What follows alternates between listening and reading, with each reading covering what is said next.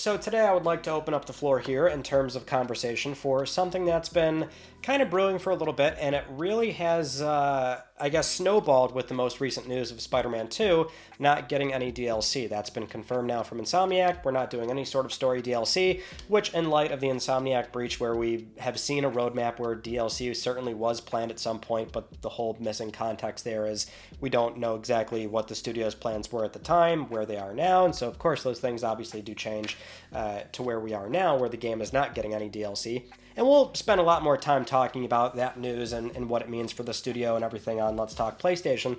But for this conversation, what really has blown up in a big way is about Spider-Man 2 in general as a game. How has it been received? You know, it's been a little bit now since the game came out, and so some people are having that sort of post-launch thoughts and the dust settling on the game and the magic being gone now. How do we feel about it? And there's been a lot of consternation surrounding it, and that it maybe wasn't all that good or severely underwhelming, maybe even disappointing. A lot of criticisms left and right about perhaps the writing or the story beats. And full disclosure, we're not going to get into spoilers or talk about spoilers for any of the games I want to cover in this conversation. But it's a really great jumping off point because this is not the first time we've seen this rhetoric around a very big high-profile sequel for a PlayStation Studios game.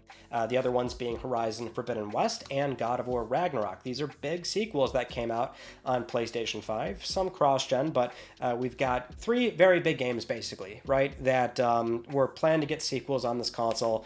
They're here. The dust has settled on all these titles, and there's still been a lot of talk where I've seen it. Sure, anecdotally, there's no real hard evidence here, so to speak. I mean, you can go to the PlayStation Store listing for these games, and the ratings are obviously very high. The games were very well received critically. But anecdotally, it just seems like on enthusiast forums, comment threads, over on Reddit or YouTube, wherever you want to look at these things, the people that tend to be very vocal when talking about these games, there has been a lot of, yeah, it was disappointing. I had a problem with it. It didn't really live up to what I was hoping for. And how has that happened 3 times now with these games? You know, at a certain point you have to wonder, is it because all 3 really just did not land, or is it something else? Now, I don't really want to undermine the granular talks that could be had about these games. I always want to at least respect how these things can be much more nuanced on a game-by-game basis, and that is very much true for these 3 games in particular. I mean, all day, every day, I could, agree with a lot of people when it comes to Ragnarök and how towards the end of the game, not a spoiler, just that it feels a little bit rushed, right? Certain story beats start to really pick up, and for a game that's about Ragnarök happening, it feels like it was very rushed. And in the context of that game, we did hear from Santa Monica at the time between the director Eric Williams and Cory Barlog. Cory Barlog's big thing was Ragnarök has to happen in this game. Let's wrap it up in 2 games instead of having to spend 10 years on a trilogy again, and let's just, do Ragnarök and then we can move on to the next thing. And knowing that, that's something I can empathize with. I respect that decision, and I think, okay, despite the ending playing out the way that it did, where I personally feel in agreement with folks that yes, it was rushed, I think, okay, that makes sense. So there's a lot of, again, granular talk we could have about each individual game. But what I want to, go over is how these games are facing a bit of I would say a very big uphill battle, which is their sequels. Not only are they sequels, but they're sequels to games that, foundationally were very impressive, very exciting, and very new for their time, right? For different reasons. I mean, we can't ignore how crazy it was for 2018 God of War, right? I mean, that game, going back to the 2016 reveal, it was so different over the shoulder. It looks amazing because it's the first one on PlayStation 4 properly. You've got this completely new gameplay dynamic. You've got Atreus there. What is it? Why is Atreus there? What's this? Are they actually trying to tell a more meaningful story in God of War now? There's so many ways that 2018 God of War was just a departure from what the series was always known for. It was a very big, very exciting thing. You look at Horizon Zero Dawn, new IP, that already has a lot of upside to it.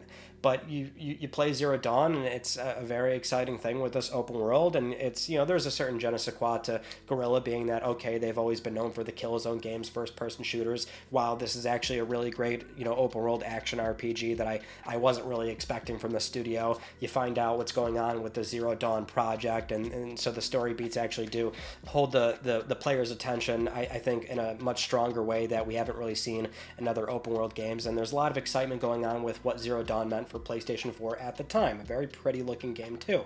You move on to Spider-Man on PlayStation 4. That was also a very weird but also incredibly exciting prospect that you've got Insomniac Games doing a Marvel property, Spider-Man, which is so beloved as a Marvel character, and a lot of Spider-Man games have not really been the best, and so it's like, okay, well, we've got a studio that knows what they're doing, and the first few showings of that game looked really strong. Manhattan looks incredible on PlayStation 4, and the game comes out, and it delivers on all fronts. It feels fun, the gameplay is very tight, kinetic, and it feels strong. The story beats carry through with what is an original, Peter Parker story, and Doc Ock, and so there's, to cover all three games, like, they all, in their own way, were just such a breath of fresh air, right? In the context of each game. Now, the sequels, it's like they don't have that anymore. They just don't. Ragnarok is more over-the-shoulder God of War with Atreus. Horizon is more Horizon. We already know what the Zero Dawn project is. How committed are players going to be to finding out what Aloy's doing now? Spider-Man 2, sort of the same thing. I would maybe argue that with Spider-Man 2, maybe a bigger uphill battle, knowing that we had Miles Morales as a spin-off game, which was fun, really enjoyable, and I honestly gravitate more towards Miles' story than Peter's, but it's more Manhattan. And so now we've got a third game where, sure, it's Manhattan alongside Queens and Brooklyn, but it's just there's a certain energy, excitement, and a new feeling that these games just don't have anymore.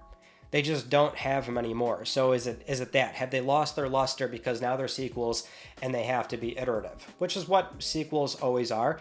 And I would make the argument for all three of these games that they are a marked improvement over their predecessor. But it really depends on exactly what element that we're talking about. And that's why I don't really want to undermine the more nuanced talk that we could have about each particular game. Because, again, I'm not really looking to have I easily could have a deeper conversation about each particular game, but I digress on that. It's just that gameplay-wise, I think these all were a big improvement. Story, I guess, is the big contention point. And I'll admit right now, when it comes to like Spider-Man and Marvel stuff, I'm not the biggest Marvel person. I'm not really sure how much my opinion really matters in the grand scheme of things. I would probably agree that like the 2018 Spider-Man had maybe a bigger impact near the end, but I always try and be a bit more mindful of, well, do I feel that way because it really was a better story, or do I feel that way because it was just such a cool new thing? And now we've already done Miles. Now we're going into Spider-Man 2, and it's, again, still Manhattan. And there's just, on a subconscious level, sometimes these things can work against how you might feel about sequels going into these games. And so it's just an interesting case study, I find, that these games are, they're working off established worlds and properties and things that were already set on PlayStation 4. And so there's more pressure to deliver when the first entry was already such a big deal, right? That's the overarching point I'm getting at. I've actually seen some compare this in a way to The Last of Us Part 2, and that, I like a lot of people tend to agree, like, yeah, the gameplay is a big improvement. It does feel better to play, but it's the story where some hate it, some love it. But it was, I guess, a bit of an outlier in that it was so radically different from what people were expecting that there's still a certain level of, well, at least they took a big enough risk. And maybe that wasn't really happening with Spider-Man 2, Forbidden West, or Ragnarok in that case, right? So there's that. But I also, now, I'm starting to wonder, like, okay, so what are we going to see going into Death Stranding 2 on the beach? Or Ghost of Yotei? Right? It's because these games are now going to, in a way, be fighting the same battle that these three games just had. Because in my personal experience, like, I saw this with Forbidden West, again with Ragnarok, now again with Spider-Man 2, like, I don't know, I really enjoyed these games. I thought they were awesome, and I would probably, if we wanted to have those arguments on a game-by-game basis, I would probably vouch for all three of them being better games than their predecessor.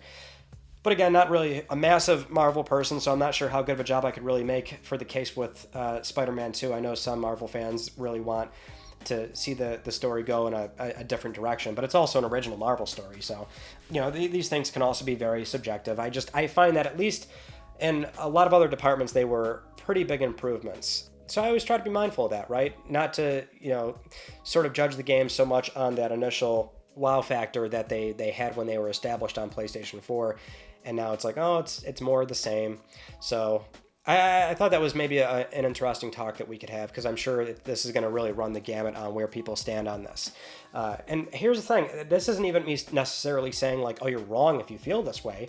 At the end of the day, if you played all these sequels and you just walked away feeling underwhelmed, like that's obviously valid, right? I mean, that's how you feel about those games, which maybe creates a bigger talking point of what do these studios have to do to maybe reinvent the wheel when they just did it previously, and now that's something they have to fight. Is it really a matter of making sure that the game is truly that much of an improvement over the outgoing one, or do they have to completely reestablish the world and what you'd expect from that franchise every single time they do it? I mean, that's would be a lot tougher, especially in this environment where AAA video games are costing hundreds of millions of dollars, and they're not necessarily as sustainable as they once were, even just 5 years ago. But I thought it was at least worth discussing. So that's kind of where I sit on the whole thing. But thank you so much for watching this video and joining the conversation, and I will see you all in my next video. You take it easy.